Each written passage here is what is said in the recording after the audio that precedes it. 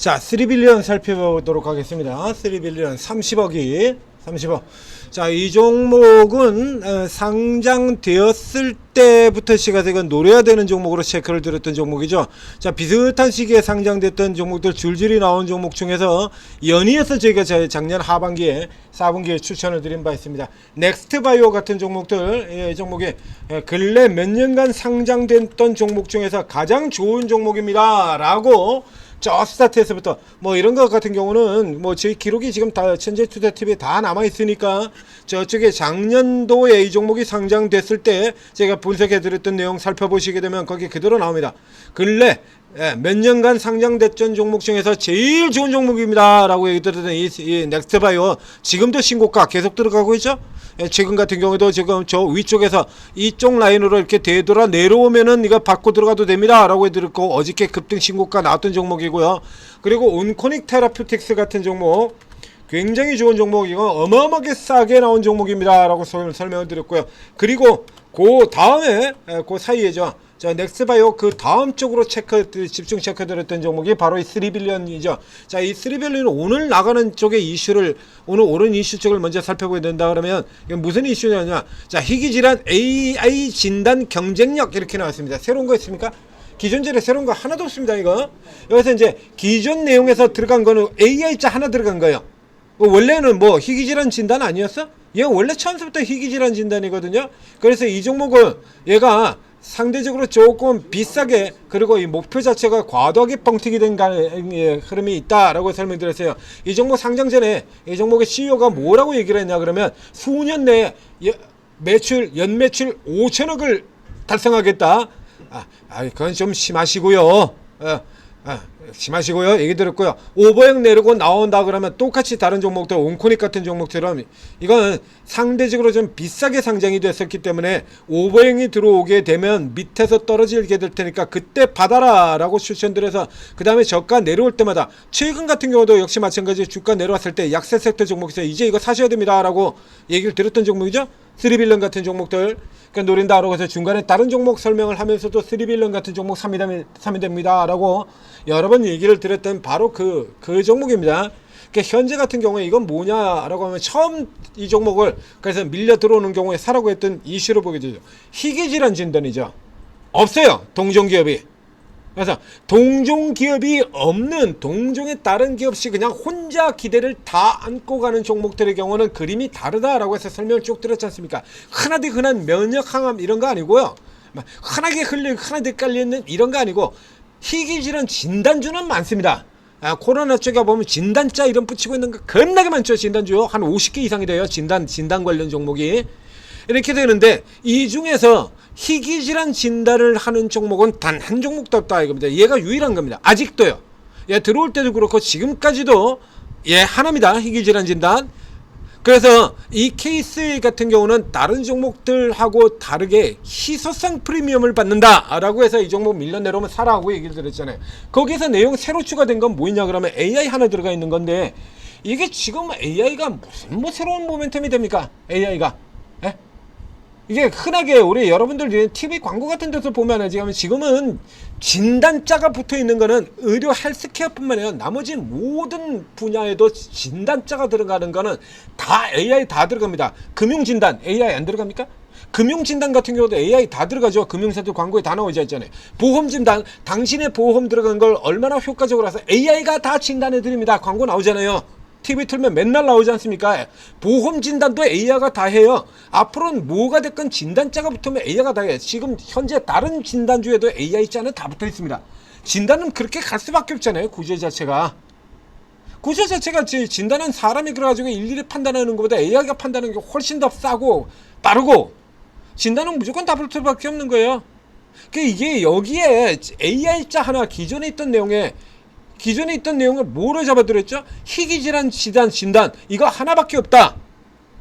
그래서 이 경우는 희소성 프리미엄을 받고 올라가는 종목이기 때문에 당연히 조금 비싼 편이고, 그래서 위로는 가지 말고 밑에 라인으로 사라라고 해서 밑에 라인 쪽으로 들어가면 이 라인 따라서 그냥 그대로 가시면 됩니다.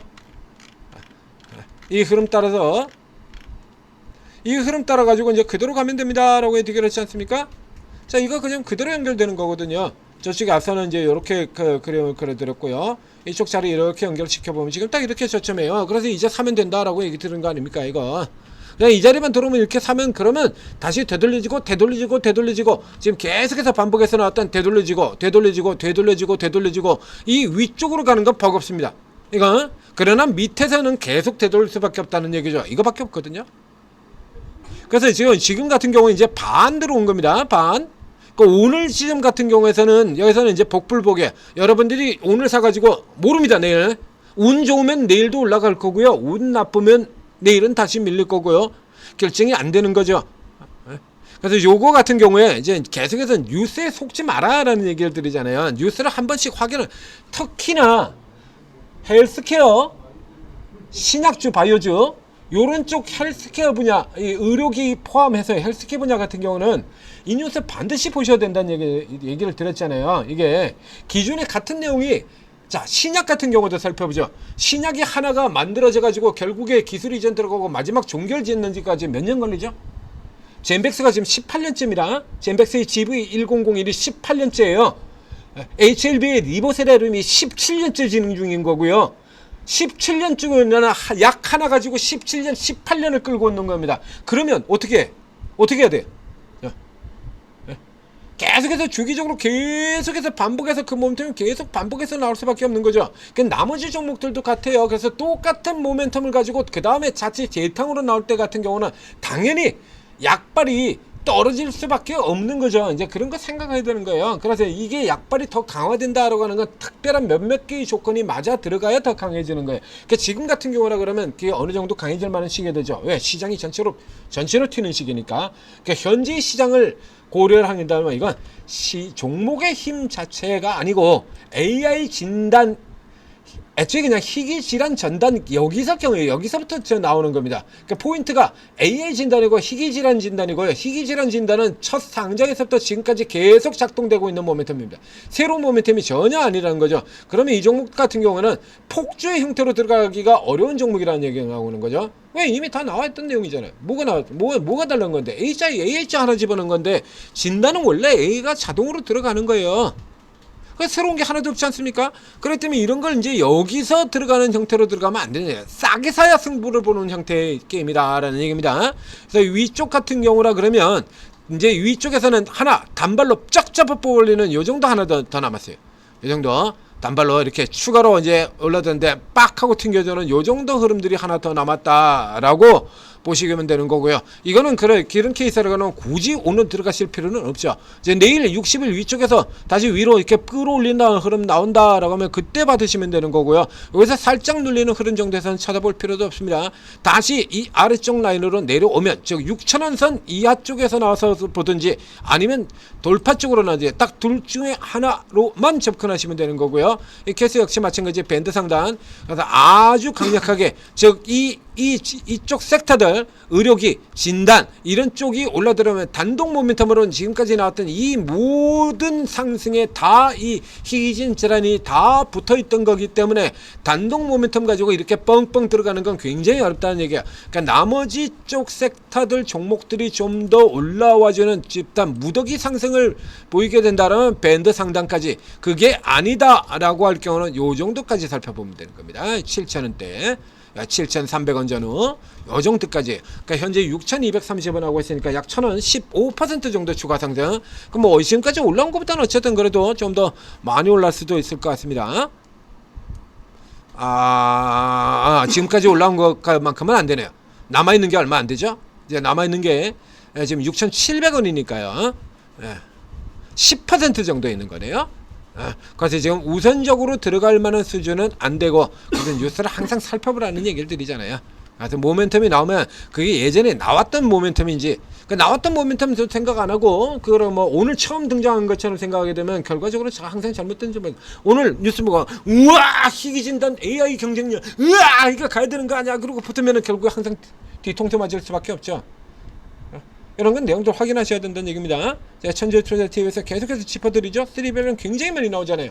이런 거 계속해서 알려드리고 있습니다. 구독, 좋아요 눌러주시고, 그리고 이런 거 들어왔을 때 위치도 잡아드리잖아요. 며칠 전에도 분석 나갔죠? 추천 나가고요. 저 바닥에서 나올 때 그래서 싸게 줄 때, 싸게 위치 왔을 때 줬을 때 그때 열심히 보고 하셔야 돼요. 뒷북 치면 아무리 시장이 좋아도 이렇게 뒷북만 열심히 쳐가지고서는 좋은 결과가 나올 수가 없죠. 그래서 이런 것 종목들 제때 제시기에 제대로 잡으려고 그러면 저희가 방향 같은 경우는 다 잡아드리지 않습니까? 천재투자팁에서 주도주 섹터 놓치는 거 보셨습니까? 언제나 주도주 섹터 한 번도 빠뜨린 적 없죠. 이번 같은 경우도 정확하게 맞지 않습니까? 조선주 돌아가는 판때기 보면 뻔히 나오는 거거든요. 조선 기자재로 가라. 그리고 조선 기자재에서 어떤 종목 사냐? 삼형 MT, 오리엔탈 전공, 1순위 뭐 이런 종목들 쫙 뽑아드렸잖아요. 태건 같은 종목도 좀 더 올라갈 수 있다라고 분석해드리고 다 뽑아드렸지 않습니까? 그대로 그냥 훅훅 날아가지고 순식간에 더블 들어가잖아요. 여기서 이제 실시간으로 이런 거 잡아 들어가는 거, 이런 포인트 잡는 거 같은 경우는 오르고에 들어오시면 이거 다 잡아드린다는 얘기입니다. 삼양엠텍 같은 경우도 오르고에 여기 또 저 말고 다른 분들 같은 경우도 저보다 조금 늦기는 했습니다만 추천 나가서 뭐 좀 늦으면 어때? 그 뒤로 얼마가 더 올라갔는데, 그렇죠? 150%를 먹느냐 100%를 먹느냐, 150%로 100%만 해도 어딥니까? 엄청 크잖아요. 그런 건 지금 다 잡아드린다는 얘기입니다. 전문가들 스타일이 다 틀려요. 그렇기 때문에 일단은 다 들어가시는 게 좋고요. 그래서 안에 다 들어가신 다음에 그 다음에 이제 이분이 재료주 매매를 중점적으로 하느냐, 테마 매매를 중점적으로 하냐, 세력 매매를 전체적으로 요걸 파악하셔야죠. 그래서 이제 그 중에서 제일 나은 분들로 앞쪽에서 이렇게 쭉 단타자라 그러면 이렇게 쭉 배치를 해 두셔야 된다는 얘기입니다. 그 다음에 전체적으로 다방면으로 모두 잘하시는 분들도 있죠. 이제 화면에도 보입니다.